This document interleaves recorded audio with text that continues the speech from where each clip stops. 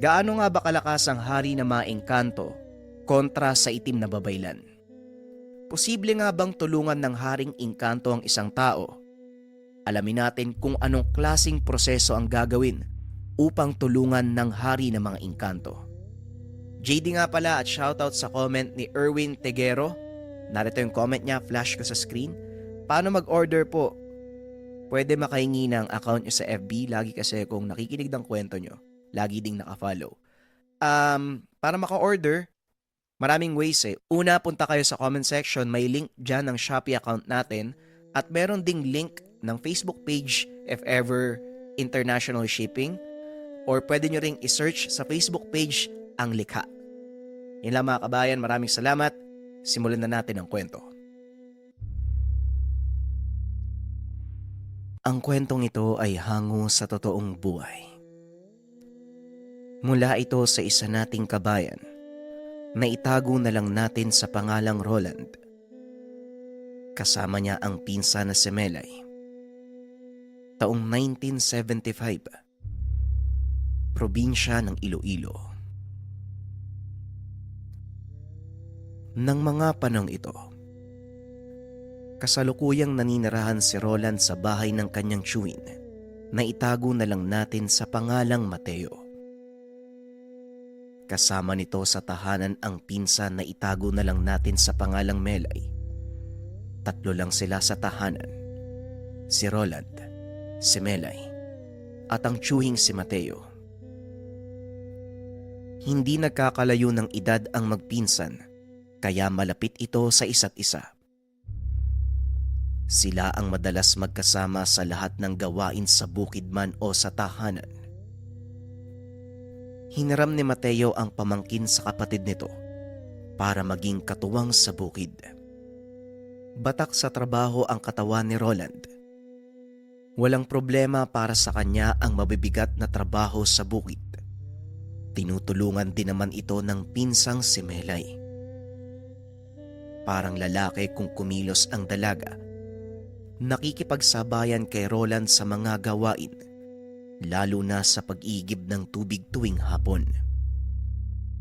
Medyo malayo kasi ang kanilang iniigiban, kaya maramihan kung magakot ng tubig ang dalawa. 10 malalaking galon ang dinadala nila sa bukal upang punuin ng tubig at mag-uunahan ang mga itong umahon. Papunta sa kanilang tahanan bitbit ang tig-2 galon. Pagod sa maghapong pagtatrabaho ang dalawa, kaya pagsapit ng gabi, kakain at mag-uusap sandali at kaagad na ding matutulog. Ngunit ang ipinagtataka ng binata, kahit na pagod sa maghapong trabaho, nagagawa pang gumising ng tiyuhin ng eksaktong 3:00 ng madaling araw upang umalis ng tahanan. Ilang beses na itong nakita ni Roland, pero minsan ay hindi niya naisip sundan ng tiyuhin. Imbes na gawin niya ito ay pinipili na lang ng binata ang matulog. Maagang nagigising ang magpinsan. Kanya-kanyang hila ng tali ng mga kalabaw upang pakainin at magsimula na sa trabaho sa bukid. Kadalasan madilim pa lang ay nagkakarera na ang dalawa sa pag-aararo, lalo na kung simula ng taniman ng mais sa lugar. Pagsapit naman ng tanghali ay dadali nila ang mga kalabaw sa sapa upang painumin ng tubig at paliguan. Hinahayaan nila ang mga alagang magbabad sa tubig hanggang sumapit ang 2:00 ng hapon at muling babalik sa pagtatrabaho. Araw-araw nilang ginagawa ang ganitong gawain, maliban na lang sa araw ng Biyernes. Ipinagbabawal din ni Mang Mateo ang paglabas ng tahanan sa araw na yon, na labis namang ipinagtataka ng dalawa. Hindi ka ba nawiwirdoan dyan sa tatay mo, Melay? Bakit kaya bawal tayong lumabas tuwing Biyernes? Marami pa tayong tatapusin sa bukid eh. Sa linggo rin, hindi tayo nakakapagtrabaho ng maaga dahil kailangan bumaba sa bayan para naman mamili ng mga pangangailangan. Ay naku, ano bang meron dyan? Wika ni Roland. Hindi ko din alam, Roland. Kahit ako nagtataka nga eh. Ganyan kasi si Tatang simula nang namatay si Nanang. Tugon ni Melay. Hindi na lang nila ito pinansin. Kalaunan nasanay na din si Roland. Ngunit isang kaganapan ang hindi sinasadyang nakapagpabunyag ng totoong ginagawa ni Mang Mateo. Ito ay nang minsang nagising si Roland ng madaling araw. Lumabas ito upang umihi. Nang makitang naglalakad palabas ng bakuran ang Chewin. Medyo malayo na ito, kaya hindi siya napansin. Naisip ng binatang gisingin si Melay upang sundan si Mang Mateo. Ano ka ba naman, Roland? Biyernes ng madaling araw ngayon. Baliw ka ba? Pag nalaman ni Tatang na lumabas tayo, paniguradong lalatayan tayo niyan. Wika ni Melay. Yun na nga ang punto ko. Biyernes ngayon, kaya hindi niya iisiping lalabas tayo ng bahay, di ba? Kaya bumangon ka na dyan. Sundan na natin siya. Huwag ka nang magkunwari. Alam kong gusto mo rin malaman kung saan napupunta si Mang Mateo, di ba? Tugon ni Roland. Naisip din ni Melay na sundan ang ama.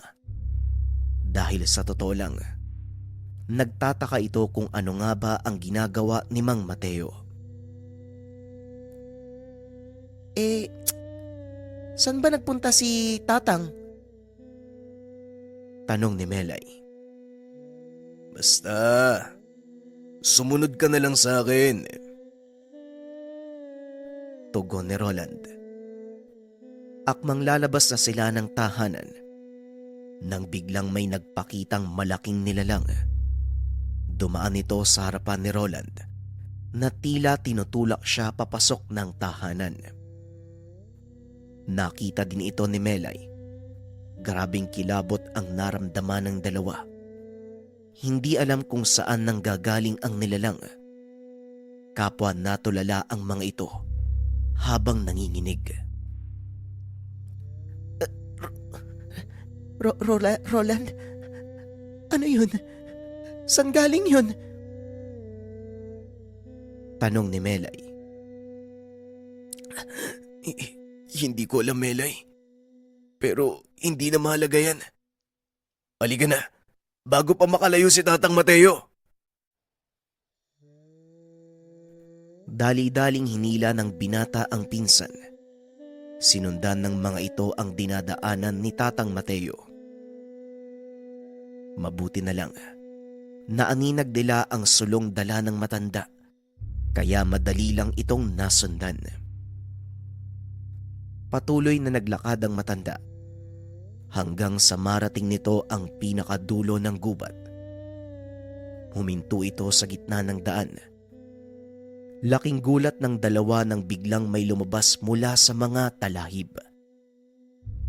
Dalawang matatangkad na nilalang na halos hanggang bewang lang ng mga ito si Tatang Mateo. Ang isa ay yumapos sa matanda at ang isa naman ay hinihimas ang ulo nito. Napansin ng dalawa na may dalang sako si Tatang Mateo. Inabot ito sa mga nilalang at tila tuwang-tuwa ang mga ito sa ibinibigay ng matanda. Maya-maya pa naglakad sila papasok sa talahiban. Inantay ni Roland na makalayo ang mga ito bago tuluyang sumunod. Bagaman nakakaramdam ng takot, walang pagdadalawang isip na sinundan ito ng magpinsan. Nanlaki ang mga mata ng dalawa nang makita ang isang tagong baryo doon sa loob ng kagubatan. Teka, may baryo pala dito? Ngayon ko lang nalaman to Wika ni Melay. Kagad siyang pinatahimik ng pinsan dahil masyado silang malapit sa lugar. Nanlaki ang mga mata ni Roland nang makita ang nilalang na tumulak sa kanya. Melay, andyan yung tumulak sa akin kanina. Tumulak? Asan? Alin dyan? Bulag ka ba? Ayan oh, tignan mo, ayan oh. Tinuro ni Roland ang isang malaking nilalang na nakatalikod sa kanila. Bigla itong napalingon sa kanilang pinagtataguan. Mabuti na lang mabilis na nakadapa ang dalawa. Marahang sumilip si Roland. Nakahinga ito ng maluwag dahil wala na ang nilalang. Pinili ng dalawang panoorin ang mga nangyayari. Nakikipag-usap lang si Tatang Mateo sa mga nilalang at ang ilan ay lumalapit sa kanya at hinahawakan siya sa ulo. Ang ilan naman, tinutulak ang matanda habang tuwang-tuwa. Nakita din ng binata ang iba pang nilalang. Pamilyar sa kanya ang ilan, kagaya ng tikbalang, kapre. Ngunit may ilan doon pa lang niya nakita. Madalas magbasa ng mga nakakatakot na comics ang binata, kaya kahit papano ay meron siyang ideya tungkol sa itsura ng mga engkanto. Hindi lubusang akalain ni Roland na masisilayan niya ang mga nilalang na ito. Biglang napaisip ang binata kung ano ba talaga ang pagkatao ng kanyang tiyuhin. Wala namang nangyaring masama kay Mang Mateo, ngunit biglang napatakbo ang dalawa papunta sa matanda. Nang makarinig sila ng angil mula sa likuran, paglingon ng binata, nakita nito ang nilalang na tumulak sa kanya. Kagad silang sinalubong ni Mang Mateo at hinila sa damit. Anak naga, anong ginagawa niyo dito? Tanong ng matanda sabay dampot ng sulo. Nilingon ni Roland ang mga nilalang. Nangilabot ang binata nang makita ang itsura ng mga ito. Sobrang papangit ng mga muka. Para bang naaagnas. Ang ilan sa kanila ay nakaluwa pa ang mga mata at may matatalas na ngipin. Tatang, ano po yung mga yan? Bakit po kayo nakikipag-usap sa kanila? Tanong ni Roland. Mamaya ko na ipapaliwanag. Sa ngayon maganda kayo. Kapag sinabi kong takbo, tumakbo kayong dalawa at wag na wag kayong lilingon sa likuran. Tugon ni Mang Mateo. Pagbigay ng hudyat, mabilis na tumakbo ang dalawa papalabas ng talahiban. At dahil napakatatalim ng mga dahon dito, nagkandasugat ang mga braso sa binti ni Melay at Roland. Nilingon ng binata si Mang Mateo. Nakita nila itong nilamon ng maitim na usok habang tumatakbo. Napaiyak na lang ang dalawa sa pag-aakalang patay na ang matanda. Dali-dali silang umuwi. Laking gulat ng mga ito dahil pagbukas ng pintuan, nakaupo sa mesa si Mang Mateo habang nagkakape. Maupo kayong dalawa. May pag-uusapan tayo. Seryosong wika ni Mang Mateo. Tumayo ito at may kinuwang kung ano mula sa kanilang altar. Pagbalik ng matanda, isang mangkok na gawa sa tanso ang hawak niya. Isinawsaw ng matanda ang kanyang kamay. Ipinahid sa noo ng dalawa ang langis mula sa mangkok. Matapos ay kumuha ito ng 2 baso ng tubig. Laking gulat nila Melay nang biglang ibuhos ng matanda sa mga ulo nila ang laman ng baso. Makailang ulit niya itong ginawa. Pagkatapos ay sinabihan ang magpinsan na hubarin ang mga suot at sunugin. Matapos gawin ang ipinag-uutos ng matanda, muli silang naupo sa harapan nito. Ilang beses ko bang sasabihin sa inyo na wag na wag kayong lalabas tuwing Biyernes? Bakit ba kasi hindi kayo nakikinig? Bakit ba kasi ang titigas ng ulo nyo? Tanong ni Mang Mateo. Pasensya na po, Tatang. Hindi na po mauulit. Tugon ni Roland. Wala na tayong magagawa dahil nangyari na. Pero wag kayong mag-alala. Dahil sa ginawa kong ritual, hindi na nila kayo hahabulin pa. Muling wika ng matanda. Tatang, sabihin niyo naman po, ano po yung mga nilalang na yun? At bakit po kayo nakikipag-usap sa kanila? Tanong ni Roland. Napabuntong hininga ang matanda. Sa isip nito wala nang rason pa para itago ang lahat. Kama-kama ang tawag sa kanila. Mga engkantong nakatira sa kailaliman ng lupa. Nakipagkasundo ko sa mga yon dahil kailangan ko ang tulong nila. Tugon ni Mang Mateo. Tulong? Para saan naman po, Tatang? Muling tanong ni Roland. Pinaliwanag ng matanda ang dahilan. Ayon dito, may mga lahi ng engkantong nanggagambala sa mga tao.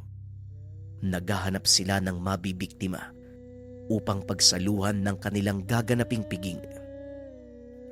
Nangyayari ito tuwing ikalawang pagbilog ng buwan at ang kaganapang iyon darating na sa loob ng 2 araw. 2 araw mula ngayon, magaganap ang ikalawang pagbilog ng buwan. Magdadaos ng piging ang mga galmog. Sila naman ang mga engkantong kumakain ng tao. At sa tulong ng isang babaylan, isasagawa nila ang ritual. Ito ang kailangan kong pigilan, kaya ako nakikipagkasundo sa mga kama-kama. Pagpapaliwanag ni Mang Mateo. Bakit naman po kayo yung kailangang gumawa ng paraan para po pigilan sila? Tanong ni Roland. Matagal nang tungkulin ng aking pamilya ang pigilan ng anumang masamang gawain ng kahit anong elemento. Isa kong babaylan, Roland. Tugon ni Mang Mateo. Di nga tang, bakit di ko alam? Pilosopong tanong ni Melay. Matagal ko nang gustong sabihin sa iyo ang lahat. Kaso wala kang panahon para makinig, Melay. Sa palagay ko, hindi kayang unawain ng isipan mo ang mga pangyayari. Kaya pinili kong itago sa iyo ang lahat. Tugon ni Mang Mateo. Grabe naman kayo, Tay. Hindi naman sa ganun. Siguro nga hindi ko mauunawaan noon. Pero ngayon iba na, no? Muling wika ng dalaga. Paano naman po yan ngayon, Tang? Magagalit ba sa inyo yung mga kaibigan yung engkanto? Nakita po kami dun eh. Tanong ni Roland. Malamang magagalit sila. Pero magagawa naman yon ng paraan. Kakailanganin ko nga lang ng tulong nyo.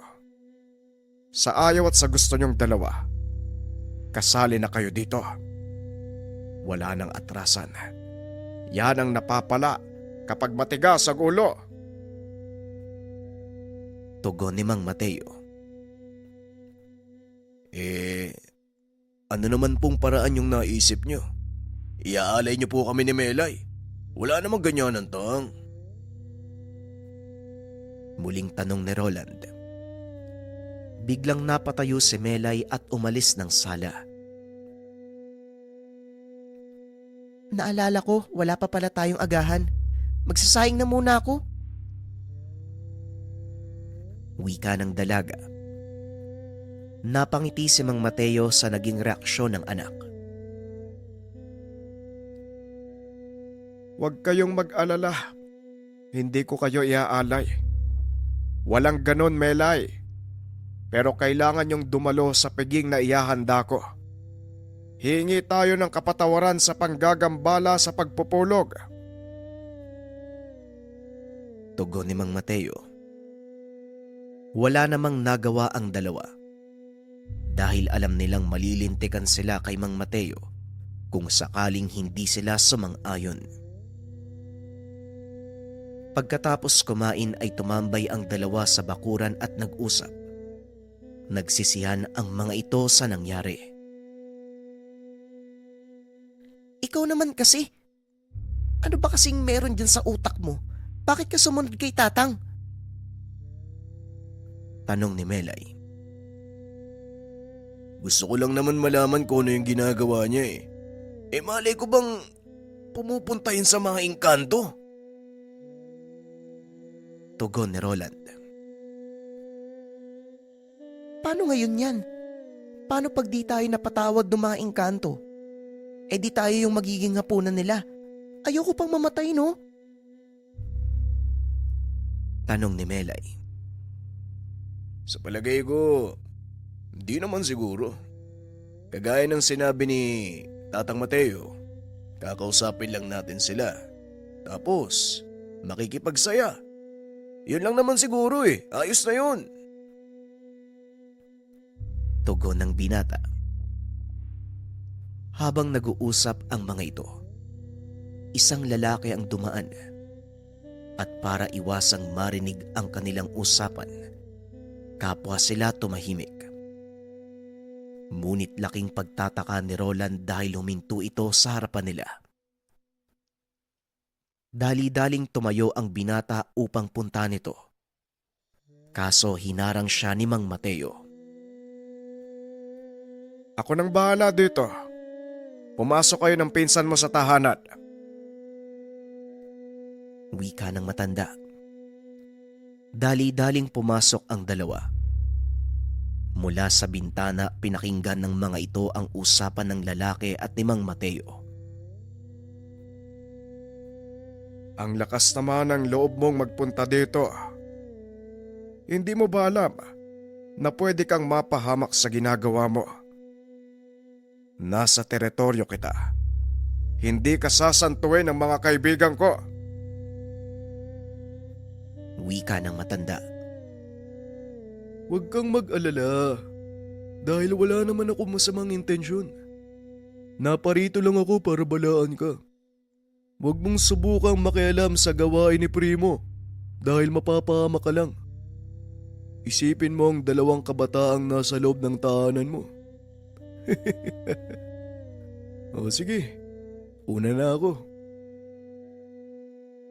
Tugon ng lalaki. Napalingon si Mang Mateo sa dalawa na nooy nagtago sa gilid upang hindi makita ng tiyuhin. Huwag kayong magtago. Alam kong narinig niyo ang lahat. Ngayon, panganib na ang kakaharapin natin. Wala nang dahilan para umatras. Wika ni Mang Mateo. Tama po kayo, Tatang. Hindi nga po namin maiiwasan to, no? Kasali na kami sa mundong ginagalawan nyo. Kailan nyo po ba balak idaos ang piging? Tanong ni Roland. Hindi inaasahan ni Mang Mateo ang tanong nito. Sa lalong madaling panahon, kaya ihanda niyo ang mga sarili niyo. Tugon ni Mang Mateo. Pagsapit ng hapon, inutusan nito ang dalawa upang ilipat ang kalabaw. Dali-dali namang sumunod ang mga ito dahil ang bili ng matanda, huwag silang magpapaabot ng dilim sa labas. Habang papauwi, nakasalubong ng dalawa ang isang lalaki Nakatitig ito sa kanila. Malayo pa lang ay kakaiba na ang pakiramdam ng binata. Patuloy silang naglakad hanggang sa magtapat sila ng lalaki at dito narinig ni Roland na may kung anong binubulong. Napahinto ang binata at nilingon ang lalaki. Teka, nasaan na yun? Biglang nawala ah. Wika ni Roland. Aba oo nga no. Nasaan na yung nakasalubong natin? Tugon ni Melay. Nagkatinginan ang dalawa at kagad kumaripas ng takbo. Pagkarating sa kanilang tahanan, nag-unahan ang dalawa sa pagkwento kay Mang Mateo. Tang, may nakasalubong kami kanina lalaki. Tapos meron po siyang binubulong. Pagtingin po namin, bigla po siyang nawala eh. Wika ni Melay. Oo nga po, Tang. Hindi ko alam kung sino eh. Ngayon ko lang po nakita yung taong yun eh. Wika ni Roland. Unti-unti na silang nagpaparamdam. Kailangan ng maisagawa ang piging. Roland, pwede ka bang humuli ng 2 malalaking kambing? Samahan mo na din ang 3 inahing manok. At ikaw naman, Melay, magsaing ka gamit ang malaking kaldero. Kumuha ka doon sa lagayan natin ng itim na bigas. Ayaw ng mga engkanto ng bigas natin. Dali-daling sumunod ang dalawa. Kinatay ni Roland ang kambing. Binilinan nito ng matanda na wag itapon ang dugo. Inhiwalay din nito ang puso at atay. Ganon din ang ginawa sa mga manok. Nagluto ang matanda ng 2 uri ng pagkain. Ang isa ay may asin, ang isa naman ay wala. Buong gabi silang naghanda hanggang sa sumapit ang Sabado ng umaga. Tang, luto na po ang lahat ng ulam. Saan ko po ito ilalagay? Tanong ni Melay. Mamaya na yan. Siguraduhin mo lang na nakahiwalay ang walang asin dahil yan ang ipapakain natin sa mga panauhin. Tulungan niyo kong buhatin ang malaking tabla ng nara sa likod ng bahay. Kailangan natin itong dalhin sa gitna ng gubat. Doon idadaos ang piging. Tugon ni Mang Mateo. Halos hindi makahinga ang dalawa dahil sa pagod. Ilang sandali pa ay nagawa nilang dalhin ang mga pagkain. Kasama ang dugo at hilaw na puso at atay ng mga kinatay na hayop. Sandali lang po, Tatang. Para sa naman tong mga atay at dugo? Bakit hindi natin sinama sa pagluluto? Tanong ni Roland. Yan ang gagamitin natin para tawagin ang mga kaibigang engkanto. Bilisan mo na, Roland. Magpaningas ka ng apoy at magsindi ng insenso. Isama mo din ang mga daong ito para makalikha ng mabangong usok. Tugon ni Mang Mateo. Ilang sandali pa ay nagniningas na ang apoy na ginawa ni Roland. Inilagay nito ang mga dahong sinabi ng matanda. Nagsindi sila ng mga insenso. Unti-unting bumango ang kapaligiran. Laking gulat ng binata. Biglang nagdilim ang paligid na tila kasing dilim ng hating gabi. Tumingala ito sa kalangitan. Napansin sa kinaroroonan lang nila nangyayari ang hiwaga. Alam ng binatang 9:00 pa lang ng umaga ng mga oras na yun. Ngunit hindi na ito nagtataka sa mga pangyayari. Tumabi kayong dalawa. Paparating na sila. Sa pagkakataong ito, Mukhang kasama nila ang kanilang hari. Wika ni Mang Mateo. At mula sa isang sulok ng kagubatan, lumabas ang napakalaking mga nilalang. May hawak itong sibat na gawa sa ginto. Sinundan pa ng mga naggagandahang babae. May bitbit na bulaklak. Nanlaki ang mga mata ng binata dahil nakita nito ang isang lalaking may suot na korona.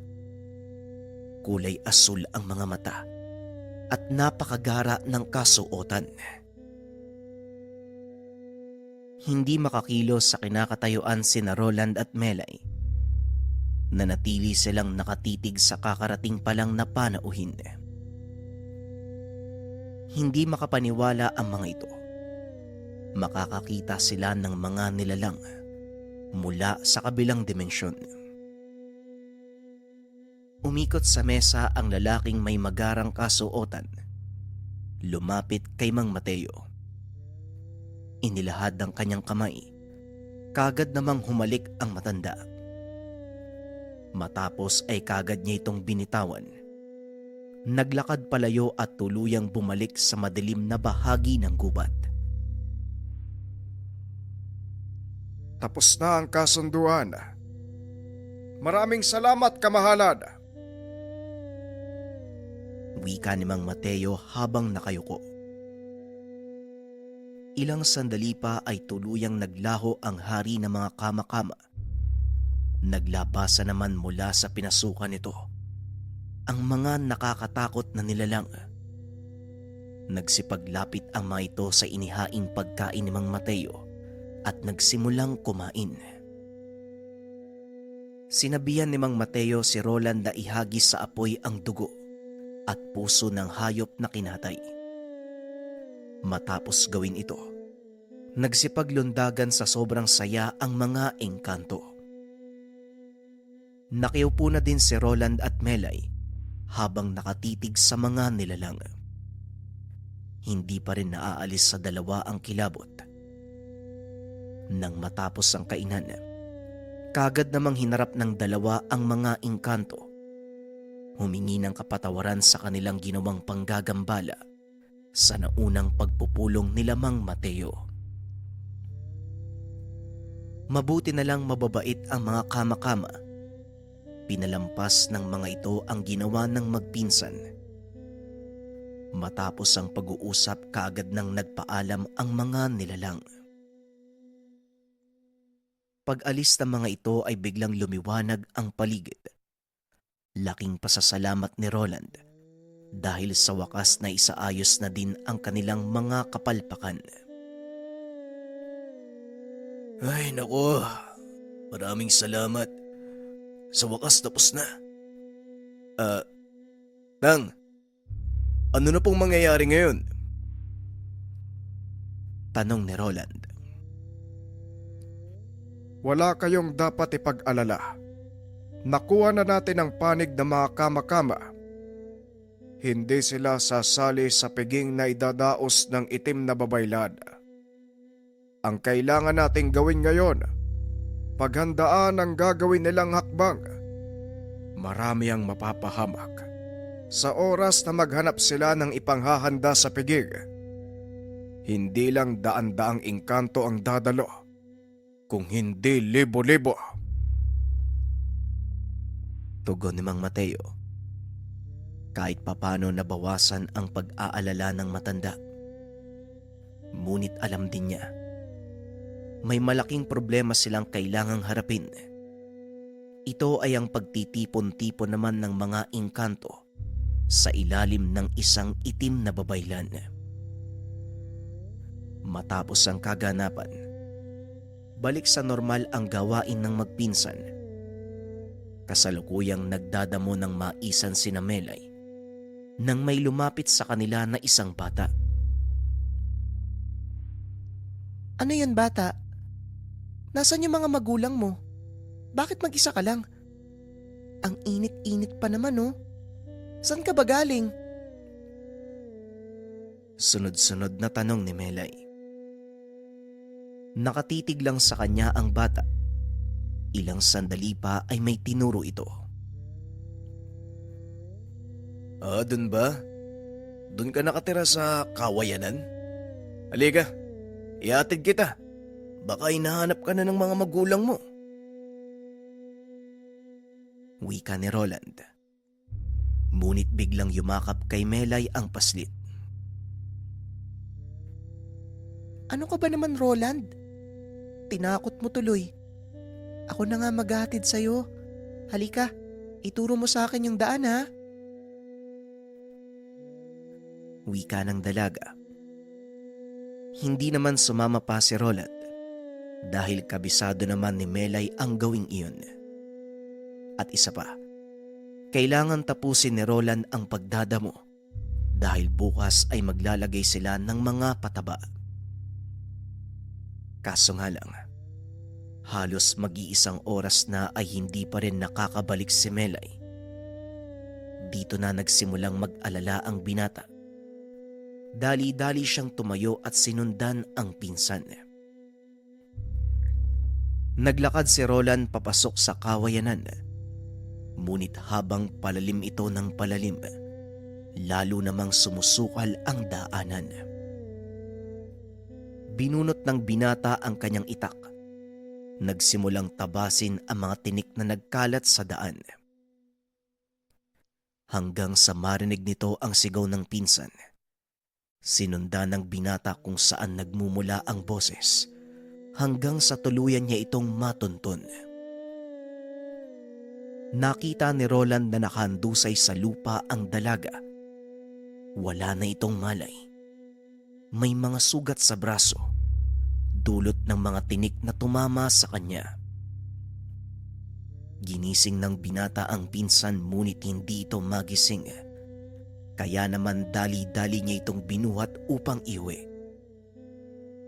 Pagkarating sa tahanan, sunod-sunod na tanong ang inabot ni Roland, ngunit wala itong maisagot. Ang tanging nasabi lang ng binata, natagpuan nito ang pinsan sa loob ng kawayanan. Naupo ang matanda sa tabi ni Melay. Dinama ang pulso nito. Laking gulat ni Mang Mateo. Biglang dumilat ang dalaga at hinawakan siya sa kamay. Sinabi ko sa'yo na huwag kang makikialaba. Hindi ka nakinig. Ngayon pagbabayaran ng anak mo ang pagiging pakialamero mo. Wika ni Melay. Alam ni Mang Mateo na hindi ito ang kanyang anak. Maging si Roland ay nagulat dahil iba ang boses na lumalabas sa bunganga ng pinsan. Mabilis na dumukot ng kung anong bagay ang matanda mula sa kanyang bulsa. Idiniin ito sa palad ng dalaga. Napayaw ito. Nagmakaawa sa matanda na itigil ang ginagawa. Ito ang malaki mong pagkakamali. Dahil pumasok ka sa katawan ng anak ko. Wala akong pakialam kung sino ka. At ito ang tatandaan mo. Hindi kita titigilan. Wika ni Mang Mateo. Patuloy na naglulupasay ang dalaga dahil sa ginawa ni Mang Mateo. Ilang sandali pa ay nawalan ito ng malay. Anong nangyari kay Melay, Tang? Bakit po biglang nag-iba yung boses niya? Tanong ni Roland. Sinapian ng pinsan mo. At ang hula ko ang sumapi sa kanya. Walang iba kung hindi ang babay lang sinasabi ng mga kama-kama. Kaso lang talagang malakas siya. Nagawa niyang takasan ang ginawa kong panggapos. Muling wika ni Mang Mateo. Ilang sandali pa ay biglang nagkamalay ang dalaga. Dali-daling kumuha ng tubig si Roland upang ipainom sa pinsan. Uy, Melay? Melay? Ayos ka lang ba? Anong nangyari? Bakit ka nawala ng malay kanina? Tanong ni Roland. Yung bata may nilagay siya sa balikat ko kanina. Tapos yun pumasok sa tenga ko. Hanggang ngayon, naririnig ko pa. Naririnig ko yung pagkilos ng insekto Tugon ng dalaga. Dali-dali namang kumuha ng langis ang matanda. Ibinungus ito sa tenga ni Melay. Ilang minuto pa nakita na nito ang insektong gumagapang palabas. Hindi nga ako maaaring magkamali, Roland. Maganda ka na. Tutulungan mo ko maglagay ng proteksyon sa paligid. May posibilidad na pasukin nila tayo ngayong gabi. Ang insektong ito ang magsisilbi nilang gabay. Hindi lang malakas na babaylan ng kalaban natin. Isa rin siyang mahusay na mambabarag. Pagpapaliwanag ni Mang Mateo. Naghakot na mabagakay si Roland gamit ang kanilang kalabaw. Isa-isa itong itinayo nila Melay sa paligid ng tahanan. Kasunod nito, nanguha din ng ugat ng tubli ang binata upang gamiting panlason sa mga matutulis na dulo ng itinayong pakod. At habang ginagawa nila ito, hinuhukay naman ng matanda ang ilalim ng bakod at tila may ibinabaon itong mga tuyong dahon. Nang matapos sa paghahanda, saka pa lamang ipinaliwanag ni Mang Mateo ang kanyang ginawa. Ang bagakay, may taglay na likas na pangontra sa mga masasamang elemento. Lumilikha din ito ng malakas na pananggalang sa itaas. Ngunit hindi nito kayang magbigay ng proteksyon mula sa ilalim ng lupa at doon naman papasok ang mga dahon. Ang kakayahan ng tuyong dahong ito, maaaring makapatay ng anumang insektong ginagamit ng mambabarag. Pero hindi pa rin tayo pwedeng magpakampante. Iba't ibang uri ng engkanto ang makakasalamuhan natin. Kaya iba yung pag-iingat pa rin ang kailangan. Pagpapaliwanag ni Mang Mateo. Paano naman po kung sakaling makalusot sila sa mga panangga natin? Tanong ni Roland. Napatingin sa kanya si Mang Mateo at muling nagsalita. Kung sakaling makalusot sila, tad-tad na karne ang kahihinat na nila. Nakapalibot sa buong kabahayan ng mga alaga kong engkanto. Tignan natin kung ano ang mangyayari. Tugon ni Mang Mateo. Sa pagkakataong iyon, labanan sa pagitan ng dalawang malakas sa babaylan ang mangyayari. Kinagabihan, pinagpahinga ni Mang Mateo ang dalawa habang nagbabantay naman ito sa kanilang atangan. Ngunit dahil sa kaganapan, hindi magawa ng magpinsan na makatulog. Marahang bumangon si Melay at pinuntahan si Roland sa kwarto nito. Anak ng Melay, ilang beses ko bang sasabihin sa'yo na huwag kang papasok sa kwarto ko? Kababae mong tao, nandito ka. Bakit ba? Ano bang meron? Tanong ni Roland. Pwede ba? Hinaan mo nga yung boses mo para kang ewan. Kasi hindi ako makatulog Ay nako, alam mo kasalanan mo yung lahat ng to Kung hindi ka sana nagpumilit na sundan si Tatang, hindi sana mangyayari to. Wika ni Melay. Laking gulat ng dalawa nang biglang magsalita si Mang Mateo mula sa atangan. Pwede ba, Melay? Itigil mo nga yung bunganga mo. Itigil mo ang pagsisi kay Roland. Walang may kasalanan sa inyo. Mangyayari ang lahat ng ito kahit hindi niyo ako sinundan. Tugon ni Mang Mateo. Biglang tumahimik si Melay at napatayo si Mang Mateo. Dali-daling lumabas ng kwarto si Roland dahil maging ito, naramdaman ang kakaibang aura sa paligid. Mukhang nandito na sila, Tang. Anong balak mong gawin? Tanong ng binata. Mag-aantay lang tayo. Titignan natin kung makakalusot sila sa ginawa kong depensa. Tugon ni Mateo. Ilang sandali pa, nakita nila ang ilang figura ng mga taong nasa labas ng bakuran. May ilan pang palakad-lakad sa paligid. Sinusubukang maganap ng butas na maaari nilang pasukan. Tang, ano po bang kailangan nila? Bakit po sila nagpupumilit na pumasok? Tanong ni Melay. Ako ang sadya nila. At sa oras na makapasok sila sa bakod na ginawa ko, paniguradong pati kayo ay mapapahamak.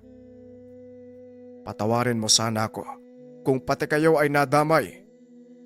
Ginawa ko ang lahat ng ito para magkaroon ka ng mapayapang buhay. Tugon ni Mang Mateo. Pwede naman tayong mamuhay ng normal, Tay. Kaso naiintindihan din kita. Alam kong isinilang kang kaakibat ang katungkulang ito. Hindi ko man lang maunawaan ang sinasabi ni nanay noon eh. Pero ngayon, alam ko na kung anong ibig niyang sabihin. Wika ni Melay. Kaya napagpasyahan ko din pong tumulong. Alam kong hindi madali para sa inyo ang lahat ng ito.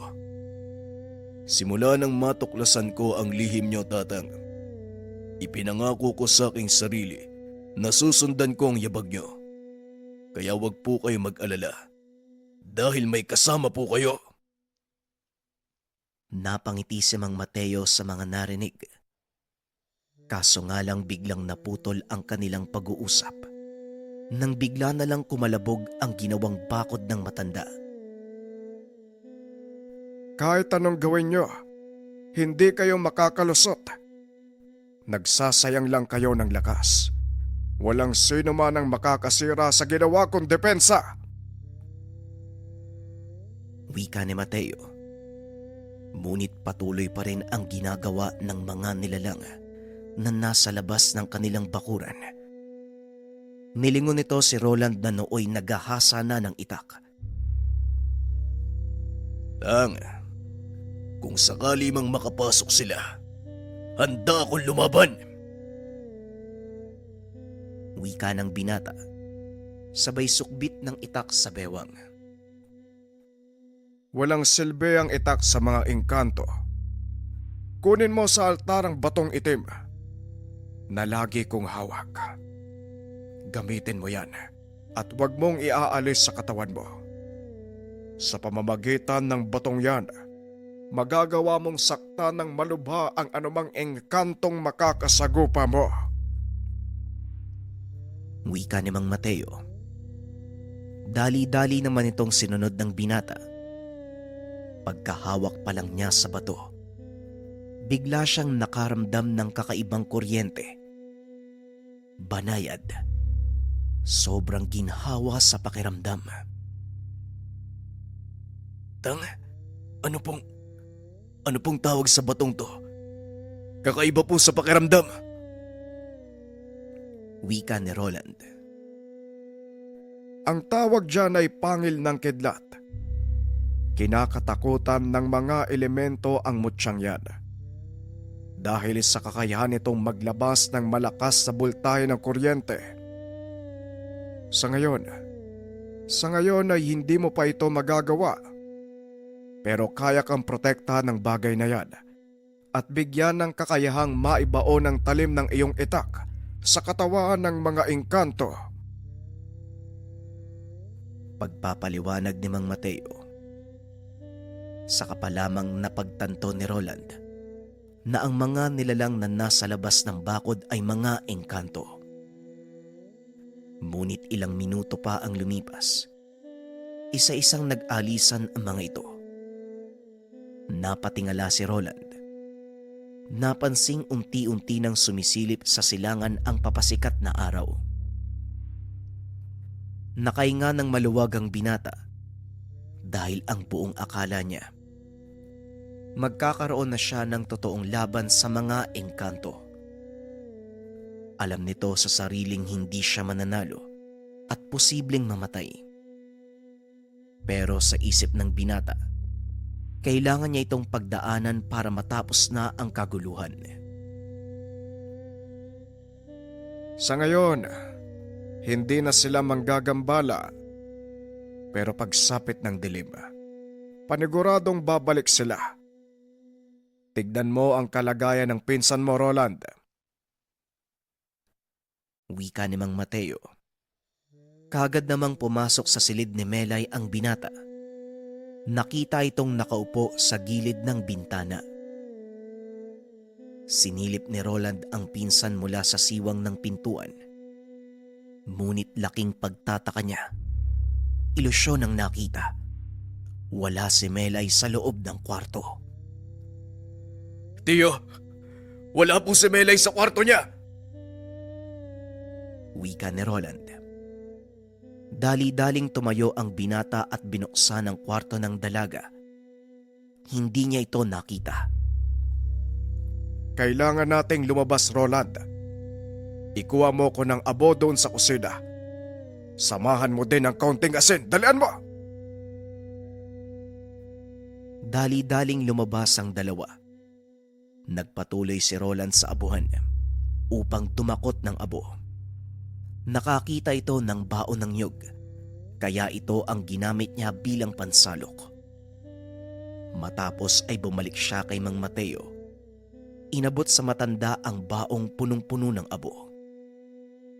Dali-daling kinuha ni Mang Mateo ang bao. Isinaboy ang laman nito sa silid ng dalaga. Laking gulat ng binata nang biglang may sumigaw. Lumitaw si Melay mula sa sulok ng kwarto. Tumambad sa dalawa ang isang nilalang na halos kamukha ng bayawak, ngunit kulay berde ang balat nito. Nang mga sandaling iyon ay hindi pa natatanggal ni Roland ang itak sa kanyang bewang. Dali-dali niya itong binunot. Akmang susugurin na sana ang nilalang nang bigla siyang pigilan ni Melay. Sandali lang, Roland. Hindi siya kalaban. Wika ng dalaga. Anong sinasabi mo? Kamuntikan ka na niyang dukutin. Tanong ni Roland. Tama si Melay, Roland. Hindi nga kalaban ng nilalang na yan. Isa siyang hunyango. Mula sa panig ng Haring Kamakama. Hunyango, magsalita ka. Ano ang pakay mo? Wika ni Mang Mateo. Mabilis na gumapang ang nilalang papunta sa tabi ni Melay at muli itong tinakluban ng kanyang kapa. Hindi po siya nakakapagsalita.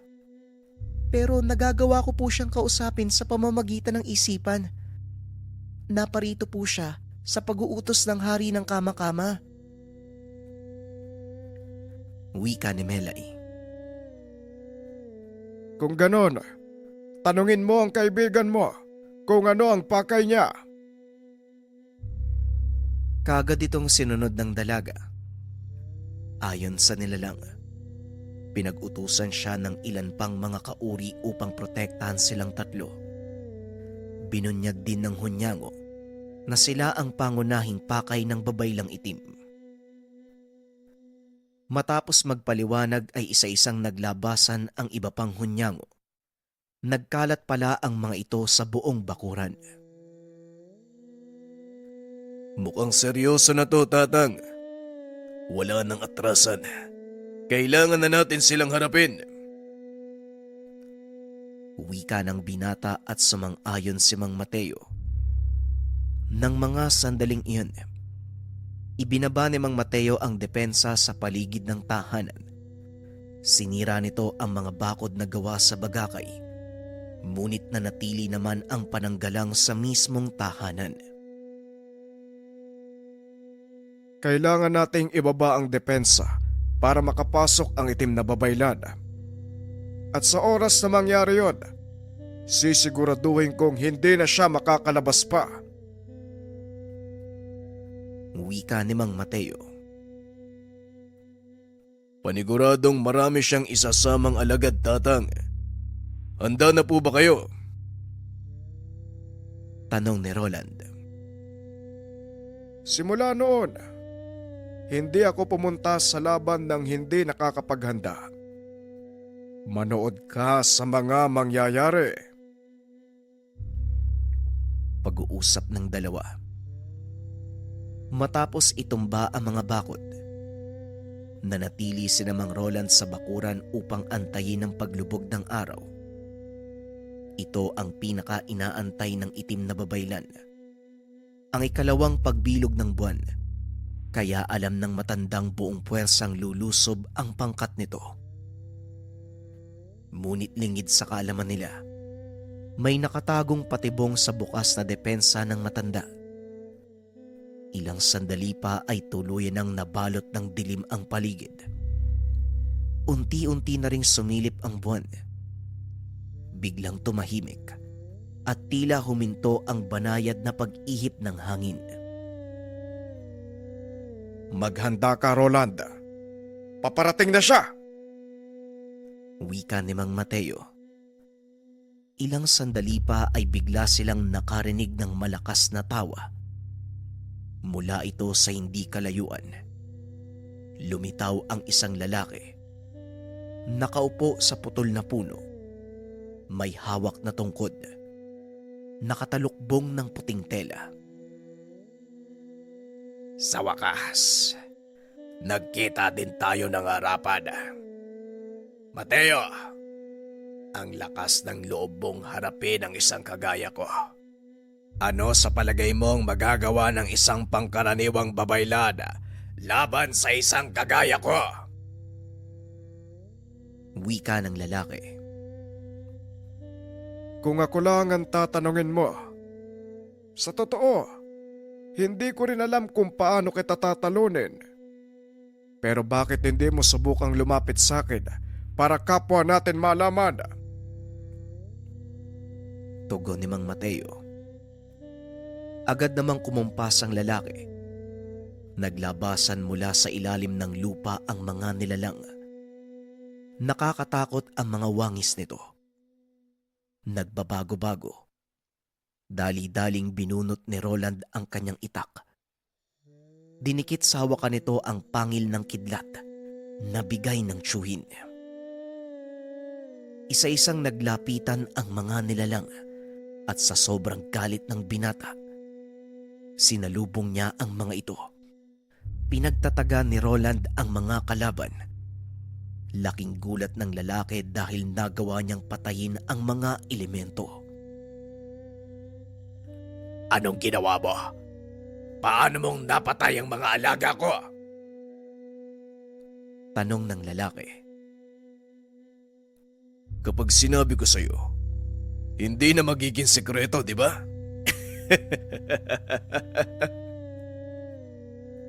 Tugon ng binata. Muling pinagtataga ang mga papasugod pang kalaban. Dahil sa sobrang inis na patayo ang lalaki, inalis ang talukbong nito. Talagang lapastangan kayong mga mabababang uri. Pagbabayaran niyo ang lahat ng ito.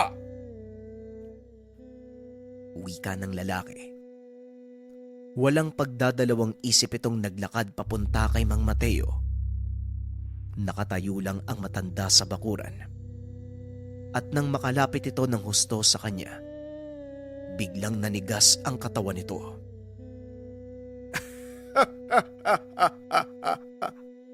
Tignan mo nga naman. Isang kataas-taasang babaylad na gawang linlangin ng ordinaryong manggagamot. Wika ni Mang Mateo. Lingid sa kaalaman ng lalaki, isang patibong ang inihain ng matanda para sa kanya. Mas lalo pa itong nanggalaite nang makitang naglilitawan ang mga kama-kama sa paligid. Roland, tumabi ka. Hayaan mong ang mga kaibigan kong kama-kama ang tumapos sa labang ito. Muling wika ng matanda. At sa hindi kalayuan, lumitaw ang hari ng mga kama-kama. Ang hari na mga kaba-kaba. Paano mong nauto ang isang maharlikang engkanto? Tanong ng lalaki. Hindi ko na kailangan sagutin pa ang mga tanong mo. Ngayon, dito na matatapos ang kasamaan mo. Tugon ni Mang Mateo. Kagad ikinumpas ng hari ang hawak na setro. Naglabasan sa lupa ang malalaking ugat ng puno. Pumulupot ang mga ito sa katawan ng lalaki. Nga pala, gusto mong malaman kung paano naming nakuha ang loob ng mga kama-kama? Simple lang. Ipinangako ko na ikaw ang iaalay namin sa kanya. Wika ng matanda. Matapos ay biglang piniga ng mga ugat ang katawan ng lalaki. Tuluyan itong binawian ng buhay. Naglaho din ang mga nilalang na tinawag nito nang kumalas ang ugat sa katawan ng kalaban. Tumambad sa kanila ang lasog-lasog na katawan ng itim na babaylan. Roland, ilabas mo ang malaking tablang nara. Isasagawa na natin ang pinangakong pigig. Dali-dali namang inilabas ni Roland ang sinasabing tabla at inilapag ito sa lupa. Binuhat ng dalawa ang katawan ng itim na babaylan. Inilapag ito sa tabla. Kamahalan, kagaya ng ipinangako ko sa inyo, ang katawan ng itim na babaylan, naway masiyahan kayo sa inihanda kong pigig. Matapos magsalita, naglabasan sa paligid ang mga kama-kama. Bumunot ng patalim si Mang Mateo. Hiniwa ang dibdib ng itim na babaylan. Dinukot niya ang puso nito at inabot sa hari. Nanlaki ang mga mata ni Roland nang makita kung paanong pagpira-pirasohin ng mga nilalang ang katawan ng kalaban hanggang sa tuluyan itong maubos. Matapos kumain, kagad nawala ang mga ito. Hindi makapaniwala si Roland sa mga nasaksiyan. Ngunit laking pasasalamat ng binata dahil sa wakas tapos na ang kaguluhan. Sa paglipas ng mga araw, unti-unting bumalik sa dati ang lahat ng dating gawi. Maagang gigising ang binata upang pakainin ang kalabaw at atupagin ang kanilang mga gawain. Ngunit naging mas masaya para sa binata ang lahat nang simulan siyang turuan ni Mang Mateo ng lahat ng kaalaman nito. Pinili ng binata, ipasalo sa binata ang kakayahan at hindi naman ito tinanggihan ni Roland. Sa katagalan, itinuloy ng binata ang tradisyon, pag-aalay sa mga engkanto, ngunit sa pamamagitan ng mga alaga nilang hayop. Lumipas sa mga taon, nagkaroon ng pamilya si Roland at Melay, ngunit hindi pa rin nawawala sa kanilang isipan nang minsan silang tulungan ng hari ng mga engkanto dahil sa kanilang pag-aalay sa dinaos na piging.